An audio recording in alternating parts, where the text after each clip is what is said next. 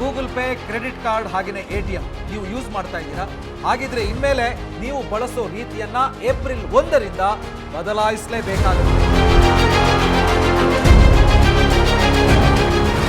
OTP ಕದ್ದರು ಇನ್ಮೇಲೆ ನಿಮ್ಮ ಹಣ ಸೇಫ್. ಸ್ಕ್ಯಾಮರ್ಸು ಸುಳ್ಳು ಹೆಸರು ಇಟ್ಕೊಂಡು ನಿಮಗೆ ಟೋಪಿ ಹಾಕೋದಕ್ಕೆ ಇನ್ಮೇಲೆ ಸಾಧ್ಯನೇ ಇಲ್ಲ. RBI ತಂದಿದೆ 5 ಬಿಗ್ ಡೈನಾಮಿಕ್ ಚೇಂಜಸ್. ನಿಮ್ಮ ಬ್ಯಾಂಕ್ ಅಕೌಂಟಿಗೆ ಬರ್ತಿದ್ದಾನೆ ಹೊಸ ಬಾಡಿಗಾರ್ಡ್. OTP ಕಾಲ ಮುಗಿಯತ್ತಾ? ಅಕಸ್ಮಾತ್ ಮೋಸ ಹೋದ್ರೆ ನಿಮ್ಮ ಹಣ ನಿಮಗೆ ವಾಪಸ್ ಸಿಗುತ್ತಾ? RBI ತಂದಿರೋ ಆ 5 ಬಿಗ್ ಚೇಂಜಸ್ ಏನು, ಇವೆಲ್ಲವನ್ನ ಇನ್ ಡೀಟೇಲ್ ಆಗಿ ತಿಳಿಸ್ಕೊಡ್ತೀನಿ. ಹಾಗೇನೆ ಈ ವಿಡಿಯೋದ ಕೊನೆಯಲ್ಲಿ ATM ರೂಲ್ಸ್ ನಲ್ಲಿ ಏನೇನು ಬದಲಾವಣೆ ಆಗಿದೆ ಅನ್ನೋದನ್ನು ಕೂಡ ಹೇಳ್ತೀನಿ. ಸೊ ಈ ವಿಡಿಯೋನ ಕಂಪ್ಲೀಟ್ ಆಗಿ ನೋಡಿ. ಹಾಯ್ ಹಲೋ ನಮಸ್ಕಾರ, ವೆಲ್ಕಮ್ ಟು ಬಾಸ್ವಾಲಾ. ನಾನು ಶೇಷಕೃಷ್ಣ ಭಟ್. ನಿಮ್ಮ ಬ್ಯಾಂಕ್ ಅಕೌಂಟ್ಗೆ ಈಗ ಹೊಸದೊಂದು ಸೆಕ್ಯೂರಿಟಿ ಬರ್ತಾ ಇದ್ದಾನೆ. ಹೌದು, ಇನ್ಮೇಲೆ ಸ್ಕ್ಯಾಮರ್ಸ್ ನಿಮ್ಮ OTP ಕದ್ರು ನಿಮ್ಮ ಹಣ ಈಸಿಯಾಗಿ ಲೂಟಿ ಮಾಡೋದಿಕ್ಕಾಗಲ್ಲ. ಯಾಕಂದ್ರೆ RBI ಈಗ ಗೇಮ್ ಚೇಂಜರ್ ನಿಯಮಗಳನ್ನ ತರ್ತಾ ಇದೆ. RBI Google pay, phone pay ಮತ್ತು ಕ್ರೆಡಿಟ್ ಕಾರ್ಡ್ ವಿಚಾರದಲ್ಲಿ ಯಾಕೆ ಈ ಎಲ್ಲ ಬದಲಾವಣೆ ತರ್ತಾ ಇದೆ ಅಂತ ಹೇಳಿದ್ರೆ, ಈ ಸ್ಕ್ಯಾಮರ್ಸ್ ಇದಾರಲ್ಲ, ಇವರೀಗ ತುಂಬಾ ಸ್ಮಾರ್ಟ್ ಆಗಿದ್ದಾರೆ. AI ವಾಯ್ಸ್ ಕ್ಲೋನಿಂಗು, ಸಿಮ್ ಸ್ವಾಪಿಂಗ್ ಅಂತ ಹೊಸ ಹೊಸ ರೀತಿಗಳಲ್ಲಿ ಜನಸಾಮಾನ್ಯರಿಗೆ ಮೋಸ ಮಾಡ್ತಾ ಇದ್ದಾರೆ. ತುಂಬಾ ಜನ ಮೋಸ ಹೋಗಿದ್ದಾರೆ. ಅದಕ್ಕೆ RBI ಈಗ ಒಂದೇ ರೀತಿಯ ಸೆಕ್ಯೂರಿಟಿ ಬದಲು ರಿಸ್ಕ್ ಬೇಸ್ಡ್ ಅಥೆಂಟಿಕೇಶನ್ ತರ್ತಾ ಇದೆ.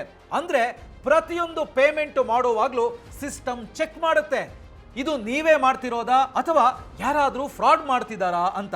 ನೋಡಿ, RBIಯ ಆ ಹೊಸ ನಿಯಮಗಳನ್ನ ಈಗ ನಾನು ಒಂದೊಂದಾಗಿ ವಿವರಿಸ್ತಾ ಹೋಗ್ತೀನಿ. ಕಂಪ್ಲೀಟ್ ಆಗಿ ಗಮನವಿಟ್ಟು ಕೇಳಿ, ಇದು ಡೆಫಿನೆಟ್ಲಿ ನಿಮಗೆ ಹೆಲ್ಪ್ ಆಗುತ್ತೆ. ರೂಲ್ ನಂಬರ್ 1, ಮೊದಲನೇ ನಿಯಮ ಅದೇನು ಹೇಳುತ್ತೆ? 2 ಫ್ಯಾಕ್ಟರ್ ಅಥೆಂಟಿಕೇಶನ್. ಎಸ್, RBI ಪ್ರಕಾರ ಇನ್ಮೇಲೆ ಯಾವುದೇ ಪೇಮೆಂಟ್ ಮಾಡಬೇಕಾದ್ರೂ ಕೂಡ 2 ಫ್ಯಾಕ್ಟರ್ ಅಥೆಂಟಿಕೇಶನ್ ಇರಲೇಬೇಕು. ಅಂದ್ರೆ ಕನಿಷ್ಠ 2 ಭದ್ರತೆ ಬೇಕೇ ಬೇಕು. ನೋಡಿ, ನಿಮಗೆ ಗೊತ್ತಿರುವಂತ ಪಿನ್ ಅಥವಾ ಪಾಸ್ವರ್ಡು, ಅಥವಾ ನಿಮ್ಮ ಕೈಯಲ್ಲಿರುವಂತ ಫೋನು, ಹಾಗೇನೆ ನಿಮ್ಮ ಫಿಂಗರ್ ಪ್ರಿಂಟ್ ಅಥವಾ ಫೇಸ್ ID ಯಾವುದಾದ್ರೂ ಒಂದು ಡೈನಾಮಿಕ್ ಆಗಿರಬೇಕು. ಅಂತಂದ್ರೆ ಇಲ್ಲಿರೋ ಟ್ವಿಸ್ಟ್ ಅದೇನೆ, ಯಾವುದಾದ್ರೂ ಒಂದು ಸೆಕ್ಯೂರಿಟಿ ಡೈನಾಮಿಕ್ ಆಗಿರಬೇಕು. ಹಾಗಿದ್ರೆ ಡೈನಾಮಿಕ್ ಆಗಿರಬೇಕು ಅಂತ ಹೇಳಿದ್ರೆ ಏನು? ನೋಡಿ, ಅದು ಪ್ರತಿ ಸಲವೂ ಕೂಡ ಬದಲಾಗ್ತಾ ಇರಬೇಕು. ಬರೀ ಹಳೆ ಪಿನ್ ಅಥವಾ ಒಂದೇ ಪಿನ್ ಅನ್ನ ಹಾಕೊಂಡಿದ್ರೆ ಆಗೋದಿಲ್ಲ. ಡೈನಾಮಿಕ್ ಬದಲಾಗುವಂತದನ್ನ ನೀವು ಯೂಸ್ ಮಾಡಬೇಕಾಗತ್ತೆ. ಹಾಗೇನೆ OTP ಅಥವಾ ರಿಯಲ್ ಟೈಮ್ ಬಯೋಮೆಟ್ರಿಕ್ ಸ್ಕ್ಯಾನ್ ಇರಲೇಬೇಕು. ಇದರಿಂದ ನಿಮ್ಮ ಪಿನ್ ಅನ್ನ ಕದ್ರೂ ಕೂಡ ಹ್ಯಾಕರ್ಗಳಿಗೆ ಏನು ಮಾಡೋದಿಕ್ಕಾಗಲ್ಲ. ಇದು ರೂಲ್ ನಂಬರ್ 1. ರೂಲ್ ನಂಬರ್ 2, ಇನ್ನು ಎರಡನೇ ನಿಯಮ ಏನ್ ಹೇಳುತ್ತೆ ಅಂತ ಹೇಳಿದ್ರೆ, ಸಪೋಸ್ ನೀವು ಹೊಸ ಫೋನ್ ಅನ್ನ ತಗೊಂಡ್ರಿ ಅಥವಾ ಹೊಸ ಸಿಮ್ ಅನ್ನ ಹಾಕಿದ್ರಿ ಅಂತ ಇಟ್ಕೊಳ್ಳೋಣ, ತಕ್ಷಣವೇ ಲಕ್ಷಾಂತರ ರೂಪಾಯಿ ಹಣವನ್ನ ಕಳಿಸೋದಿಕ್ಕಾಗಲ್ಲ.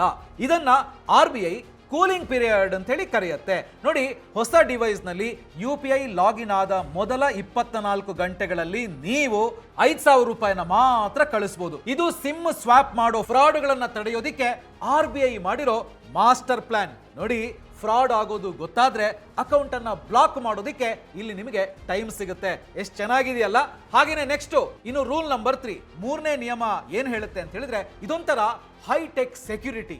ನೋಡಿ, ನಿಮ್ಮ ಬ್ಯಾಂಕ್ ಈಗ ನಿಮ್ಮ ಖರ್ಚಿನ ಸ್ಟೈಲ್ ಅನ್ನ ಗಮನಿಸುತ್ತೆ. ಫಾರ್ ಎಕ್ಸಾಂಪಲ್, ನೀವು ದಿನ ಊರಲ್ಲಿ 200 ರೂಪಾಯಿನೋ 500 ರೂಪಾಯಿನೋ ಖರ್ಚು ಮಾಡೋರು ಸಡನ್ ಆಗಿ ಎಲ್ಲೋ ಬೇರೆ ದೇಶದಿಂದ 50,000 ರೂಪಾಯಿ ಪೇಮೆಂಟ್ ರಿಕ್ವೆಸ್ಟ್ ಬಂದ್ರೆ ಸಿಸ್ಟಮ್ ಏನ್ ಮಾಡುತ್ತೆ ಅಂತ ಹೇಳಿದ್ರೆ, ತಕ್ಷಣ ಅಲರ್ಟ್ ಆಗುತ್ತೆ. ನೀವು ಕರೆಕ್ಟ್ ಆಗಿ ಪಿನ್ ಹಾಕಿದ್ರೂ ಕೂಡ ಸಿಸ್ಟಮ್ಗೆ ಡೌಟ್ ಬಂತು ಅಂತ ಆದ್ರೆ ನಿಮ್ಮ ಫೇಸ್ ಸ್ಕ್ಯಾನ್ ಅಥವಾ ಫಿಂಗರ್ ಪ್ರಿಂಟ್ ಅನ್ನ ಕೇಳಬಹುದು.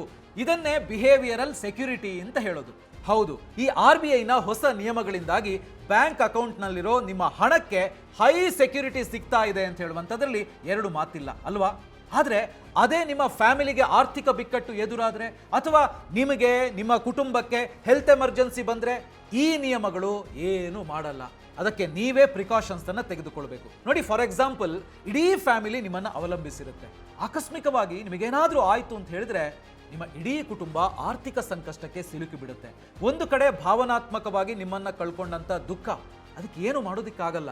ಆದರೆ ಮತ್ತೊಂದು ಕಡೆ ನೀವು ಮಾಡಿರುವಂಥ ಸಾಲ, ಮಕ್ಕಳ ಭವಿಷ್ಯ, ದಿನನಿತ್ಯದ ಖರ್ಚು, ಹೀಗೆ ನಾನಾ ರೀತಿಯ ಆರ್ಥಿಕ ಜವಾಬ್ದಾರಿಗಳು ಏಕಾಏಕಿ ನಿಮ್ಮ ಕುಟುಂಬದವರ ಮೇಲೆ ಬಂದ್ಬಿಡುತ್ತೆ.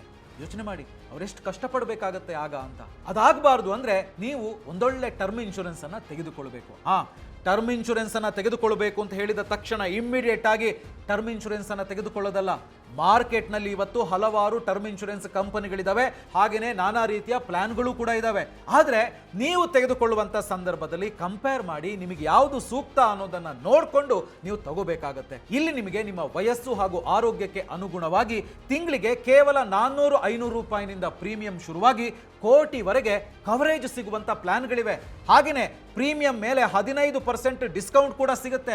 ಎಲ್ಲಕ್ಕಿಂತ ಹೆಚ್ಚಾಗಿ 51ಕ್ಕೂ ಹೆಚ್ಚು ಮೋಸ್ಟ್ ಟ್ರಸ್ಟೆಡ್ ಅಂದ್ರೆ ವಿಶ್ವಾಸಾರ್ಹ ಇನ್ಶೂರೆನ್ಸ್ ಪಾರ್ಟ್ನರ್ಸ್ ಇಲ್ಲಿದ್ದಾರೆ. ನೀವು ನೋಡಿ ನಿಮಗೆ ಸೂಕ್ತವಾದ ಟರ್ಮ್ ಇನ್ಶೂರೆನ್ಸ್ ಪ್ಲಾನ್ ಅನ್ನ ತೆಗೆದುಕೊಳ್ಬಹುದು. ಹಾಗೆಯೇ ಇನ್ನೊಂದು ಮುಖ್ಯವಾದ ವಿಚಾರ ಏನು ಅಂತ ಹೇಳಿದ್ರೆ ಹೆಲ್ತ್ ಇನ್ಶೂರೆನ್ಸ್. ಇವತ್ತು ಇದು ತುಂಬಾನೇ ಮುಖ್ಯ. ಯಾಕೆ ಅಂತ ಹೇಳಿದ್ರೆ ನೀವು ಕಷ್ಟಪಟ್ಟು ಸಂಪಾದಿಸಿದ ಹಣ, ಉಳಿತಾಯ ಮಾಡಿದ ಹಣ ಎಲ್ಲವೂ ಕೂಡ ಒಂದ್ಸಲ ನೀವೇನಾದ್ರೂ ಹಾಸ್ಪಿಟಲ್ಗೆ ಸೇರಿದ್ರೆ ಕರಗಿ ಹೋಗ್ಬೋದು ಅಲ್ವಾ? ಅದಾಗಬಾರ್ದು ಅಂತ ಹೇಳಿದ್ರೆ ನೀವು ಉತ್ತಮ ಹೆಲ್ತ್ ಇನ್ಶೂರೆನ್ಸ್ ಅನ್ನ ಮಾಡಿಸಿ.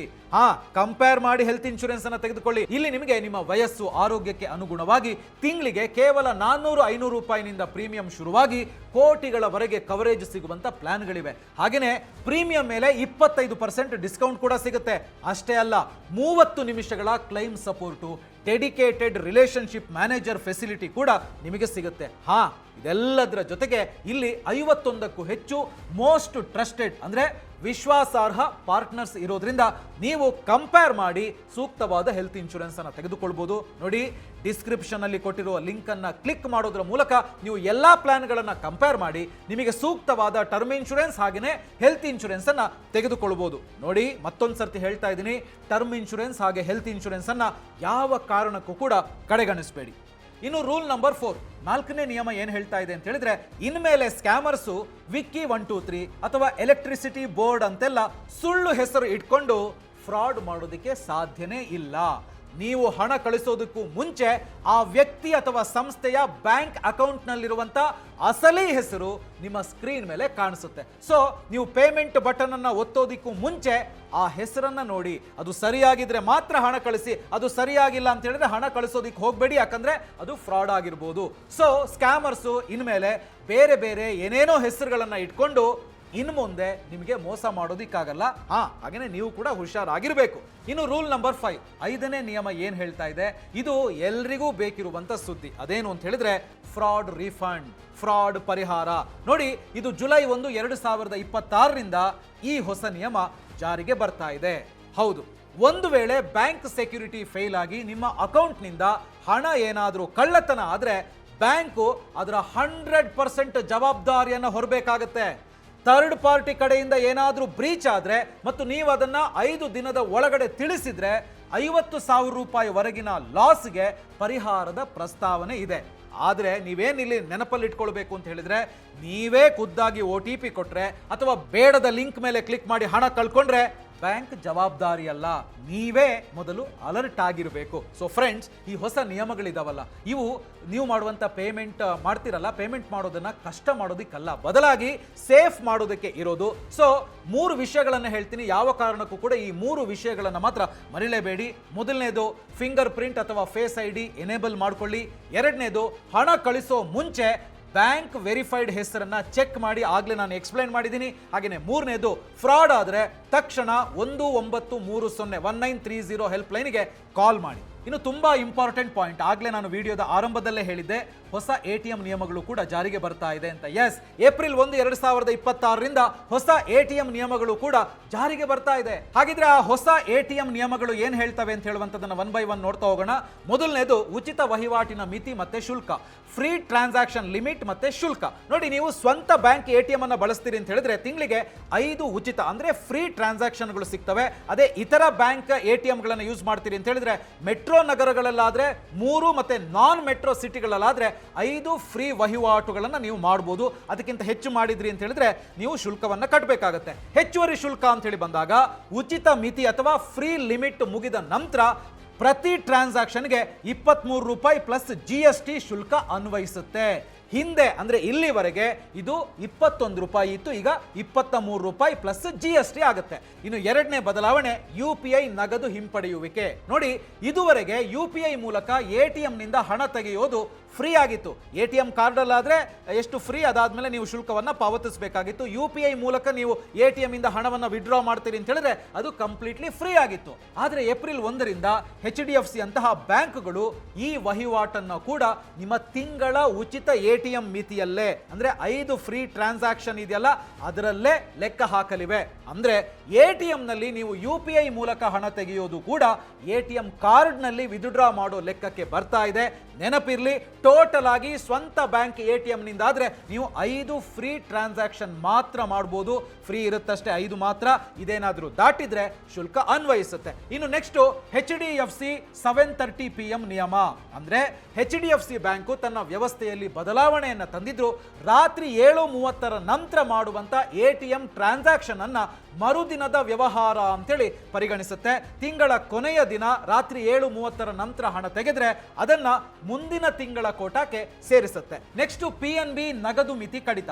ಪಂಜಾಬ್ ನ್ಯಾಷನಲ್ ಬ್ಯಾಂಕ್ ಕೆಲವು ಕಾರ್ಡ್ಗಳ ದಿನದ ಮಿತಿಯನ್ನ 1 ಲಕ್ಷದಿಂದ 50,000 ರೂಪಾಯಿಗೆ ಮತ್ತು ಇನ್ನು ಕೆಲವು ಕಾರ್ಡ್ಗಳಿಗೆ 1.5 ಲಕ್ಷದಿಂದ 75,000ಕ್ಕೆ ಇಳಿಸಿದೆ. ನಿಮ್ಮ ಗಮನದಲ್ಲಿರಲಿ. ಇನ್ನು ನೆಕ್ಸ್ಟ್ ಬಂಧನ್ ಬ್ಯಾಂಕ್ ಮತ್ತು ಇತರೆ ಶುಲ್ಕಗಳು. ನೋಡಿ, ಬಂಧನ್ ಬ್ಯಾಂಕ್ನಲ್ಲಿ ಹಣಕಾಸೇತರ ವ್ಯವಹಾರಗಳು ಇತರ ಬ್ಯಾಂಕ್ ATM ಬಳಸುವಾಗ ಉಚಿತ ಮಿತಿಯಲ್ಲೇ ಎಣಿಕೆಯಾಗ್ತವೆ. ಇದು ನಿಮ್ಮ ನೆನಪಿನಲ್ಲಿ ಇರಲಿ. ಹಾಗೆಯೇ ಖಾತೆಯಲ್ಲಿ ಹಣವಿಲ್ಲದೆ ವಹಿವಾಟು ವಿಫಲವಾದರೆ, ಇನ್ಸಫಿಷಿಯಂಟ್ ಬ್ಯಾಲೆನ್ಸ್ ಅಂತೇಳಿ ಬಂದರೆ 25 ರೂಪಾಯಿ ದಂಡವನ್ನು ವಿಧಿಸಲಾಗುತ್ತೆ. ಸೊ ಇವೆಲ್ಲವೂ ಕೂಡ ATMನಲ್ಲಿ ಆಗ್ತಾ ಇರುವಂಥ ಬದಲಾವಣೆಗಳು.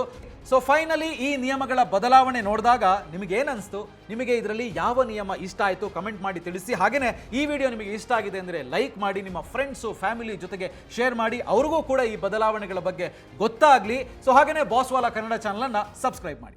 ಬ್ರ್ಯಾಂಡ್ ಪಾರ್ಟ್ನರ್ಶಿಪ್ ಮತ್ತು ಜಾಹೀರಾತಿಗಾಗಿ ಸಂಪರ್ಕಿಸಿ brand@bosswala.com. WhatsApp number 9108014192. Bosswala. Be the boss.